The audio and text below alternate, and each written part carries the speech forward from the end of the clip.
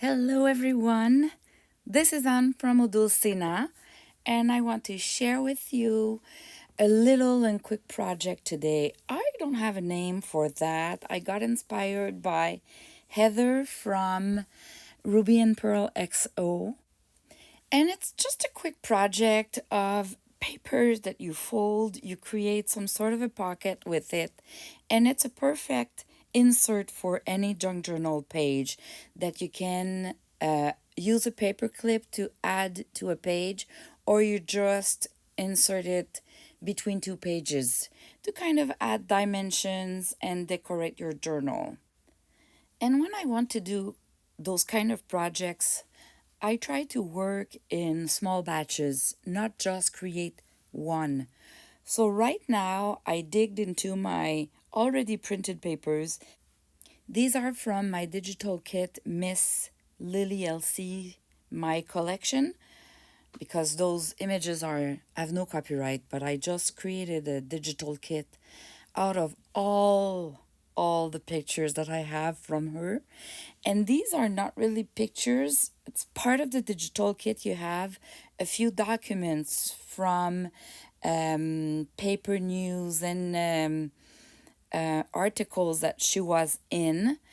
So we love those old papers and articles, and I thought it would be interesting to add them to the digital kit.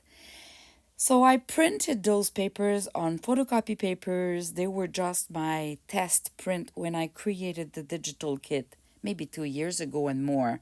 And I never did anything with it. But I'm in that mode right now of cleaning my space and making space because I'm overloaded. So these are nice. It's really thin paper, so it's easy to do the foldings that I'm doing right now. The tearing is easier with photocopy paper to compared to 32 pounds, let's say. And so I'm damaging the paper, I'm inking the paper, and at this point, when I'm doing the video, I have no clue what I'm going to do with that. I just have a pile of papers that I want to use and create with, and I just started by doing all the cuttings and separating the elements, and of course I always add ink and tear and damage them, so that was a good start. So I've been watching a video and I was doing that. That's why I need to do a voiceover. It's because I had a great time listening to, I don't know, I think it was a podcast because I cannot really watch a video. I prefer something like a podcast where I just need to listen. And I was doing that. And then I got to those bigger sheets. And I had the idea of doing the big paper sheet, fold it into three, fold it again to create a pocket, and add something in the pocket. So I want to reduce the size of the paper because it's a letter size format, the full size, and I printed borderless. So if I keep the full size, the ephemera at the end will be just a bit too big for my journals. So I removed the little parts, sides of the page just to reduce the size of the pocket at the end. But if you wanted full size, you don't need to trim. That was just my idea. So what I'm doing is I prepared a bunch of Miss Lily LC's articles or pictures, and then now I'm preparing some full pages, inking them, resizing them a bit to reduce their size, damaging them, and I put a speedy mode there so you not get bored and it goes fast, but it's not too speedy, so you can see that I really damaged the paper. Don't be afraid of that. Give it more folds than not enough, and unfold at the end to flatten it a bit. But this is what gives the shabby chic, the vintage look, and the dimension. If you keep your papers flat and you love my style and you're trying to copy my style, not copy, but make something similar because you love my style, you need to fold and damage your papers a lot because otherwise you don't have any dimension or depth to your papers. If you stack three papers that are flat together, the project at the end still looks flat. But if you damage each of those papers, you flatten them back and then you put them together, oh my goodness, you're going to see the difference. It's another world. So really, if you love the shabby chic and my style, the trick that you need to get good at is to not be afraid of damaging your papers, adding ink, folding, unfolding, creating more folds, and that kind of stuff. So, okay, I've been talking too much, but at least you could see what I was doing. At the end, when my paper is ready, I just fold into three. So you decide which side you fold and how large you fold. It doesn't matter at all. And then when it's folded into three, you fold the bottom back up to create a little pocket. And I just used some paper clips. These are the Tim Holtz style of paper clips. But if you figured out the Tim Holtz are pretty expensive. So I bought those on Amazon and they were so cheap. They were in a bundle of like antique gold, silver, antique pink too, and black, I think. So I have lots of choices, and now because they're cheap, I can use them a lot because in those days when I was buying the Tim Holtz one, well, I was keeping them for special projects. So, by the way, if you look at the description of the video, I finally created my Amazon storefront. So, I've been eligible for the Amazon affiliate program where if I provide the link, they give me a small percentage. So, I get maybe $30 per month.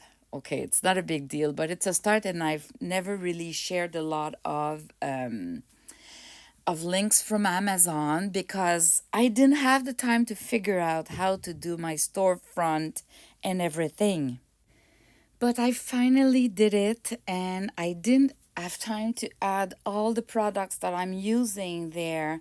But I'm putting the link in the description below for my Canada Amazon storefront and the Amazon.com because I need to work on each of those individually and they don't necessarily have the same products. There are some things that I have in Canada that I couldn't find on Amazon.com, and the opposite is the same.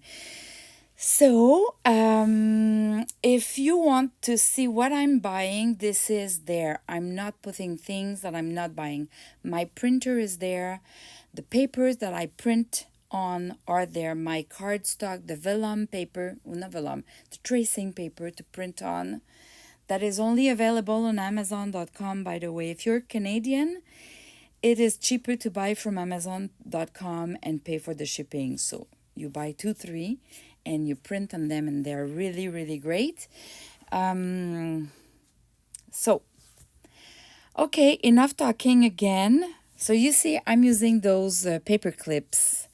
And in this example here, the fold was not big, so I had to put 2 paper clips to hold the fold to create the pocket.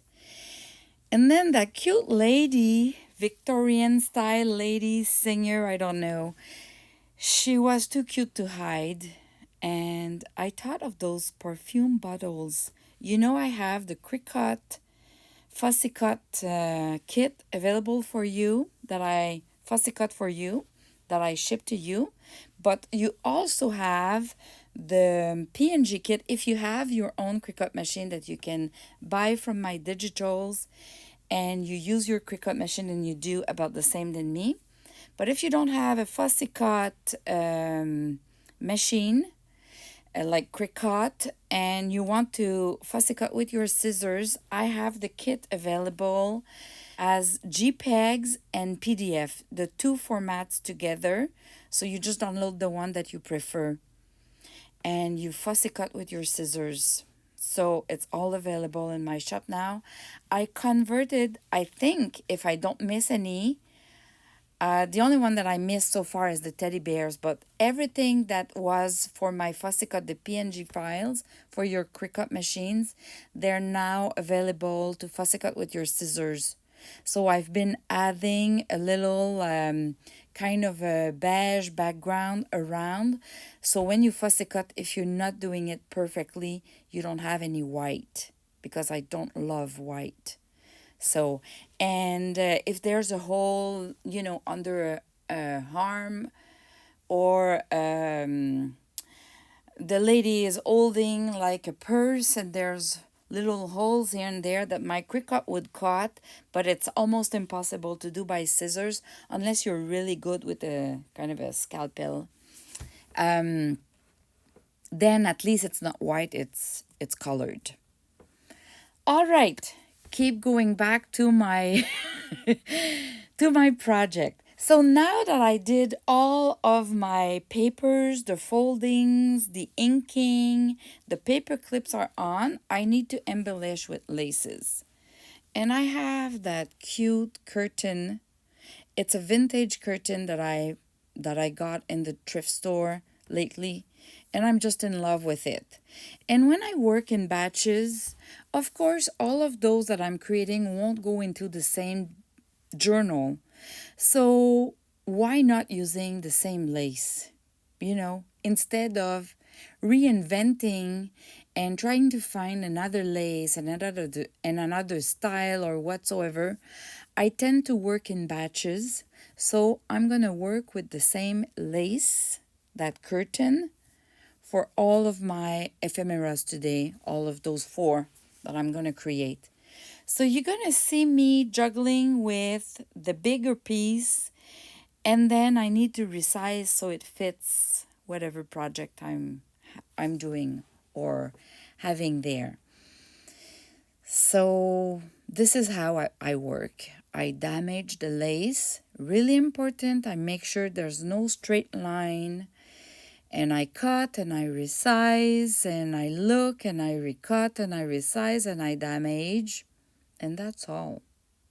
So the trick is really to damage your stuff, the papers, the lace, the ephemeras, everything. If you love that style, that's the way to go. And don't overthink the process, but you still need to try a little bit and damage. But that's how it works. You see me trying and that kind of stuff.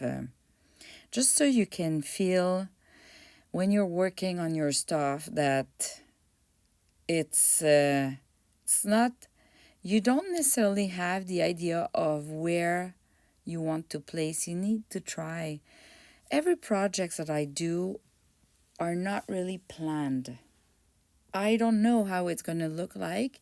And honestly, even if it's been 5 years almost now that I do junk journals, I still have the white page syndrome, and I still wonder if I'm going to be able to make something cute. Yes, totally. So it doesn't show in videos because if I take 10 minutes to look at my stuff, I cut that part.